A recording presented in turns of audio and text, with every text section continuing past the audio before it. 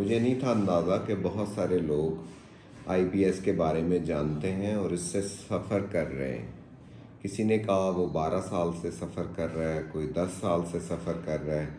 हाँ, कुछ लोगों ने ये भी कहा कि उनको खून की कमी है और आईबीएस है।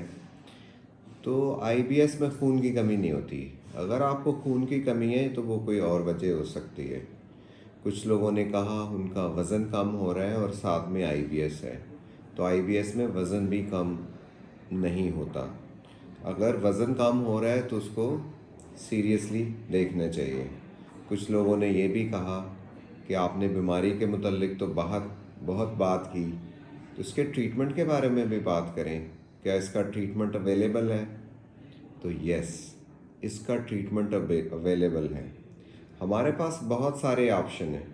जिस तरह इसकी बहुत सारी किस्में हैं, एक होता आईबीएस डायरिया प्रीडोमिनेंट, जिसमें आमतौर पे पेट में दर्द और मोशन लगे रहते हैं साल हर साल। एक होती है आईबीएस सी, जिसमें कॉन्स्टिपेशन होती है। मरीज़ को अक्सर ही कॉन्स्टिपेशन का शिकार और पेट में अफारा और दर्द रहते हैं। कुछ मरीज़ मिक्स सिम्टम्स के साथ होते हैं, कभी उन्हें मोशन लगते हैं, कभी उन्हें कब्ज़ होती है। तो जिनको डायरिया है उनके लिए एक एंटीबायोटिक होती है रिफैक्सामिन।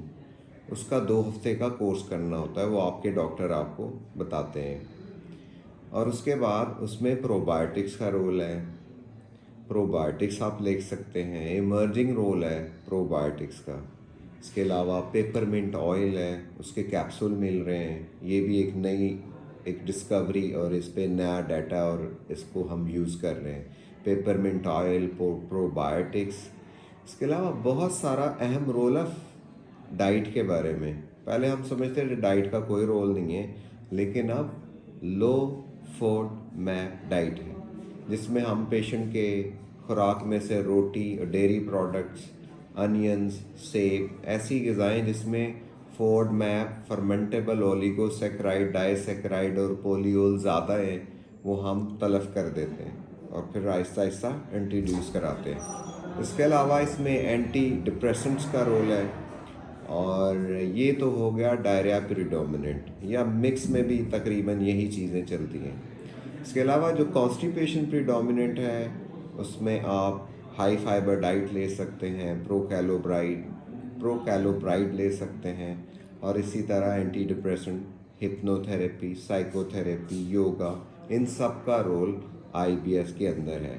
तो ये आपके लिए है कि आईबीएस का ट्रीटमेंट है, इसके साथ जीना सीखना है। ये एक लॉन्ग टर्म प्रॉब्लम है। पहले माइंड में ये बिठाएंगे ये सीरियस नहीं है, उसके बाद इसके ट्रीटमेंट की बारी आती है। और ट्रीटमेंट में हमारे पास दवाइयाँ, साइकोथेरेपी, एंटी डिप्रेसेंट और प्रोबायोटिक्स और पेपरमिंट ऑयल जैसी चीज़ें अब मौजूद हैं।